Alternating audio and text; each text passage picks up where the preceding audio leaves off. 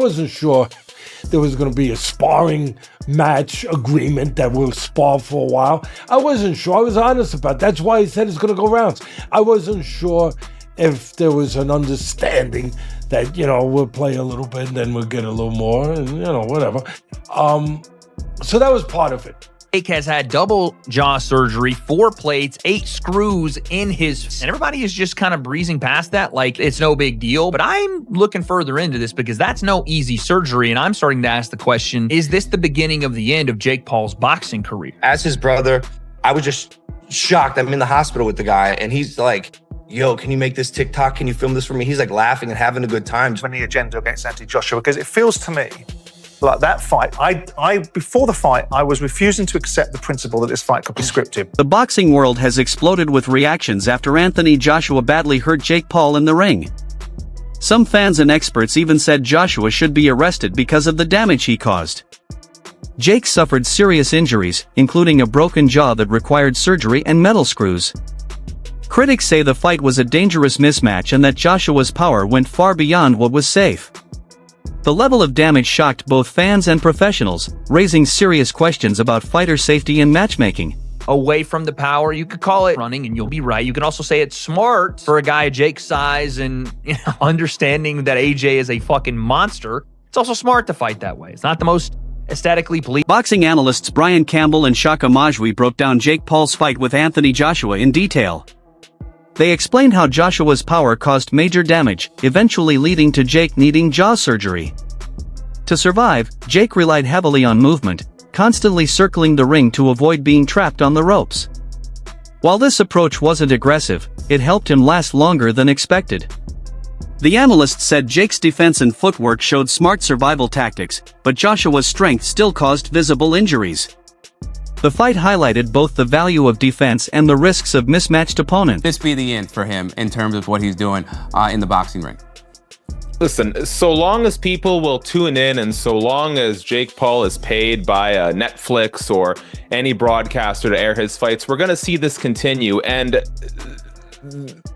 Jake Paul knows his business model, right? Now, this deviated, this AJ fight, which came together kind of last minute after the Tank Davis fight fell apart. But we know Jake Paul's MO here. It's find the most popular guy with the most physical disadvantages for me to fight. And Jake Paul has the benefit that he's turned himself into a villain, or in the pro wrestling circles, a heel. People tune in to what we did not tune into this fight to see competitive boxing. Most of us tuned in because we thought, here's Anthony Joshua. Here's a 2-time unified heavyweight champion, a guy who physically just overwhelms Jake Paul. And we're finally going to get what Tyron Woodley and Anderson Silva, Nate Diaz were not physically fit, whether it be through their size, experience, or age, to do. And that is knock out Jake Paul. And so because I don't really feel like we got that satisfying comeuppance that a lot of people have been waiting for, it kind of gives Jake Paul a little bit of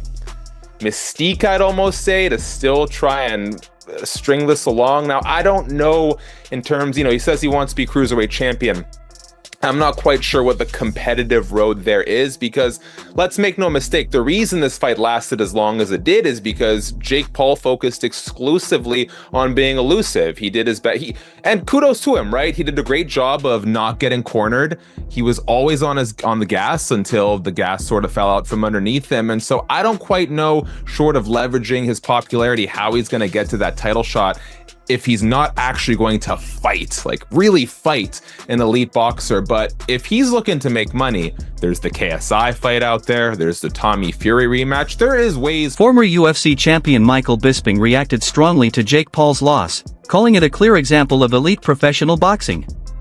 He said Jake was completely outmatched by Joshua's power, precision, and combinations. AJ's uppercuts and pressure left Jake with very little space to escape.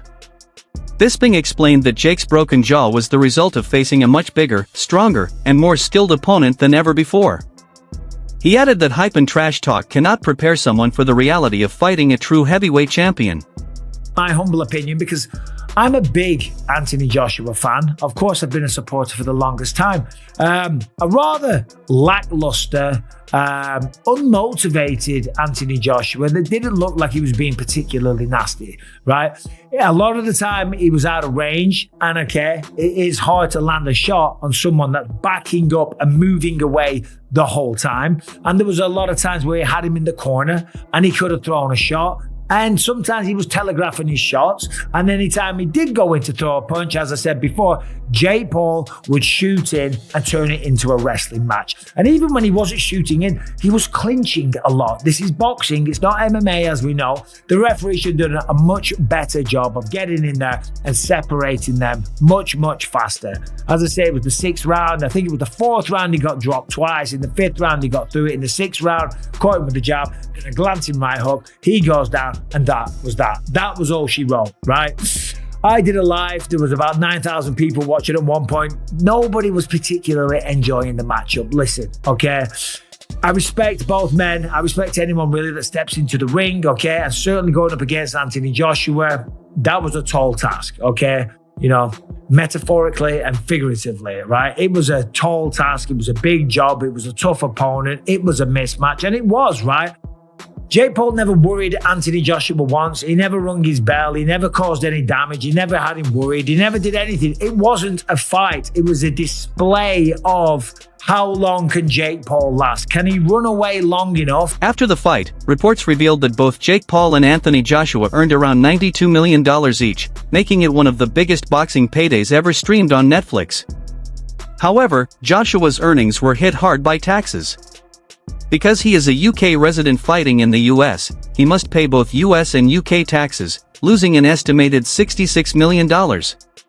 Jake Paul, as a US fighter, avoids this extra tax burden and keeps much more of his money despite losing.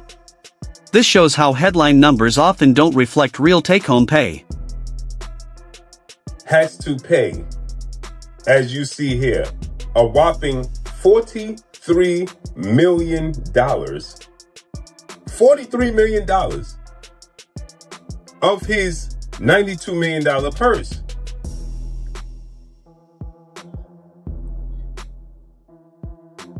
That means Anthony Joshua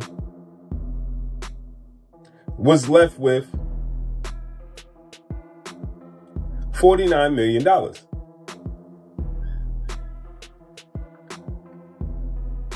Right? Now, he also has to pay, I believe, 10% of that to his promoter, Matchroom CEO and promoter Eddie Hearn. Dominic Angle gave a blunt opinion on the fight. He said Jake's main goal was to avoid exchanges, not to trade punches. This made it hard for Joshua to fully corner him. Even after taking a strong right hand, Jake showed toughness by staying calm. Angle also said Joshua didn't need to go full power in an 8-round fight, because Jake wasn't a serious threat. He explained that top fighters often perform only at the level needed to beat their opponent. When Joshua landed clean shots, Jake felt them, but overall, Jake survived due to defense and Joshua's controlled approach. And AJ's not the best at closing people off, and it's hard chasing somebody down who don't want to engage. And then he tagged him every now and again. So does it look bad on him because there's one right hook that he took was a serious shot, but obviously he didn't flinch from it. But the fact not really, because you'll take into consideration that you can get. There won't be there'll be no way. Well, Anthony Joshua thought, if he hits me, there's a possibility he's going to work me. And I felt a couple of shots early on in the fight. There's no way Jake Paul at the level he's at, I know his box and what he's done, that he's, and it's like AJ, like you say, he's got to have completely gone and be punch drunk for Jake Paul to beat him. After the last fight against Dubois, people think, well, his jaw's gone there, he can't take a shot. Of course he can take a shot. And it's weighing up the opposition, and he weighed up the opposition. And he's not going to be training like he trained for Usyk or for the big fights. He won't do that because they can't get motivated enough to do it. They'll do enough to do the rounds. What was it, an 8-rounder? Yeah. So, same again. So he did enough. He never looked in any trouble. It didn't look great, but Tyson Fury didn't look great against Ngannou, did he? But who did he box after Ngannou? So Usyk? Exactly. But you would have never thought, looking at the performance against Ngannou with Tyson, you would never have thought that he put in the performance he did against Usyk. So you think it's more of a case of you kind of, no matter how good you are and how much you train, if the opposition isn't great, you sometimes you're going to box at the level of the opponent because the opponent makes you fight at that level. That's quite a fair. So, but when AJ did do what he got to. Surviving a fighter like Anthony Joshua takes real courage, and the fight reminded everyone how dangerous boxing truly is. Hype alone cannot prepare someone for elite competition. After the fight, emotions exploded when Jake Paul's mother publicly threatened Anthony Joshua and promoter Eddie Hearn. She was furious, saying Hearn smiled while her son was taking punishment. She felt the fight should have been stopped earlier. While many fans found her reaction extreme, others understood her fear and anger after seeing the damage Jake suffered. Eddie Hearn, for instance. Yeah. Why? Why Eddie Hearn? Because I don't like his smug face. You don't like his smug face? No. Literally thinks he's better than everybody in the world. Eating grin. Jake's over there, like, struggling, and he's sitting over there smiling like the cat who swallowed the canary. Guess what? Did he fucking get in the ring? Do you think he was happy with what happened to Jake? Oh, of course. Yeah, for sure. Oh my God. Now, this is coming from a mother too, guys. So I just want y'all to understand it. This is a mom. But at the end of the day, it's his job to laugh. Because hell, I was laughing at Jake Paul. I can't even lie. I'm not a big Jake Paul fan. But, part of the process. We got to report on this stuff. But Mama Paul, hella man. God, and that's sickening to me. It's sick. I don't like it. Even Anthony Joshua had some class and, apologized to me.